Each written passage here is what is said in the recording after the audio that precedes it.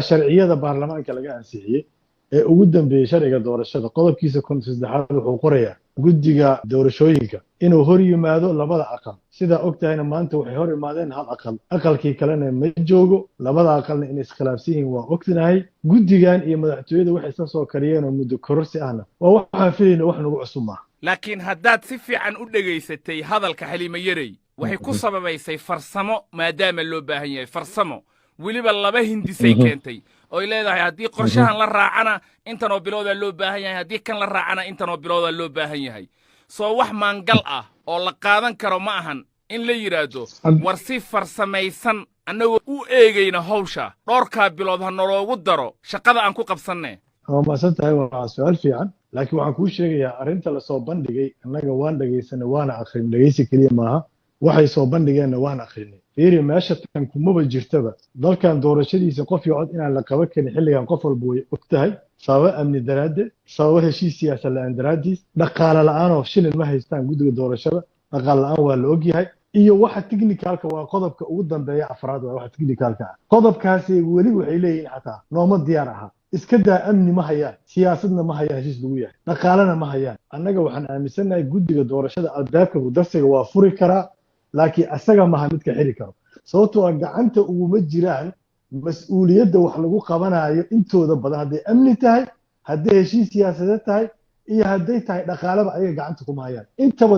waxay uga baahan yihiin ama dowladda ama dad kaloo dowlad taageera uga baahan yihiin cabdiraxmaan arrinta heshiis siyaasadeedaad soo hadal qaaday oo aad tiri in heshiis siyaasadeed la gaaray ahayd si doorasho u dhacdo dowladdii iyo dowlad goboleedyadii way isku soo dhowaadeen waa la wada hadlay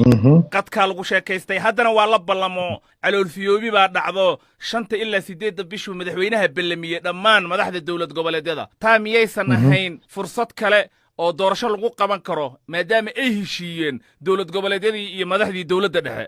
annaga waxaan ognahay markii khadka lagu wada hadlay wixii lagu ballamay in laga baxay wixii lagu ballamay waxay ahayd xeerarkan baarlamaanka la geynayo in la joojiyo wixii lagu ballamay waxay ahaayeen in la isku soo celiyo labada aqal maadaama ay kala maqan yihiin aqalkii sare iyo aqalkii golaha shacabka ahay waxaa lagu ballamay in dib loo dhigo khudbadan extensionka Xaliimo meesha ay la imaan doonto waxaasoo dhan Cabdirasaaq waxba lagama samaynin kale anaga waxaan rabnaa inaan cadeyno stakeholderska dowladda federaalka iyo ama saamileedu ma aha maamul goboleedka kaliya xisbiyo miisaan iyo mug lahaa jiro dalka kule awoodna leh qaybna ka ah siyaasadda annaga waxaan rabnaa shirka soo socda haddiiba la isugu imaanayo inuu noqdo shir inta siyaasadda ay ka go'do maadaama hadda dalka uu transition ku jiro xilli kala guura uu ku jiro dadkan inta nool kugu kaadiya amniga qaranka waxaa la leeyahay hadda amni qaran gacan laguma hayee siyaasadiyaa la rabaa iyo xilligii kala guurka doorashada in laga hadlee inay madaxda maamul goboleedyada iyo madaxda dowladda federaalka iyo madaxda xisbiyada siyaasadeed ee miisaankan inay isku imaadaan arrintaas ka wada hadlaan yaa loo baahan yahay si dalkan loo jiheeyo cabdiraxmaan xisbiyaad soo hadal qaadi laakiin xisbiyadu sharci ma ahan soo ma ahan lamaba ansixinba nidaamkii xisbi lagu noqonayay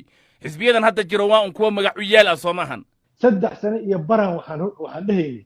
war xisbiyadan waxaa tiyaahdeen si ku meel gaar ah u register gareyn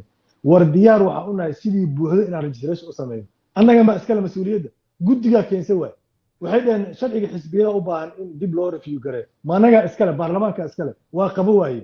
ilaa hadda ma aysan dib uma aysan eegin sharciga xisbiyada waxay dhaheen sharciga doorashada maqan suga ayaga ugu jirna anaga baakin email u taagnin annaga dad saameyn siyaasadan saameyn ku leena maga xisbiga kaliya ma arintu dad saameyn oo siyaasadda miisaan ku leh oo taageerayaal ah maadaama aad tiri doorasho yaa loo qaban haddii xisbiye jirin eedayaale yay ahayd inuu derdergeliyo in nidaamka xisbiyada sharci laga dhigo guddiga doorashada annaga markaan initial registrationka